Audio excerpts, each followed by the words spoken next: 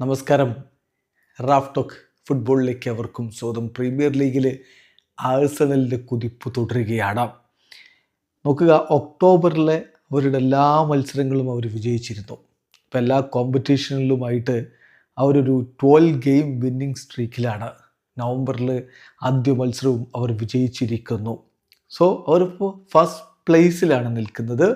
Premier ലീഗിൽ അവർ പൊളിച്ചെടുക്കുന്ന അനിതര സാധാരണമായിട്ടുള്ള കാഴ്ച എന്ന് പറയുമ്പോൾ നോക്കുക, അവർ 18 ഗോളുകൾ അടിച്ചിട്ട് 3 ഗോളുകളെ തിരികെ വാങ്ങിയിട്ടുള്ളൂ.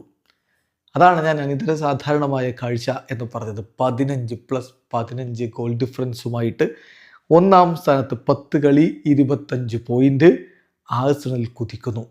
ഇന്നിപ്പോൾ ബേൺലിയെ ഏകപക്ഷീയമായ 2 ഗോളുകൾക്കാണ് തോൽപ്പിച്ചിരിക്കുന്നത്.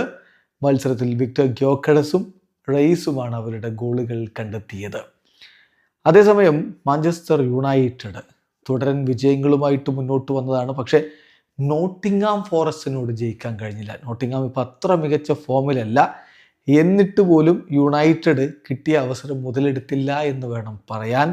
കളിയിൽ ആദ്യം 34-ാമത്തെ മിനിറ്റിൽ കാസമിറോയുടെ കിടിലൻ ഹെഡർ ഗോളിലൂടെ മാഞ്ചസ്റ്റർ യുണൈറ്റഡ് ലീഡെടുത്തതാണ്. ഇടവേള സമയത്ത് അവർ ഏകപക്ഷീയമായ ഒരു ഗോളിന് മുന്നിലായിരുന്നു. പക്ഷെ രണ്ടാം പകുതിയിൽ കഥ മാറി.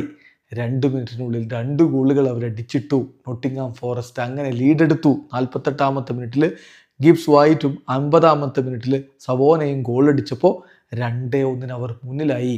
വീണ്ടും മാഞ്ചസ്റ്റർ യുണൈറ്റഡ് പഴയ പാട്ട് പാടുകയാണോ എന്നൊരാശങ്ക ആരാധകർക്കുണ്ടായി.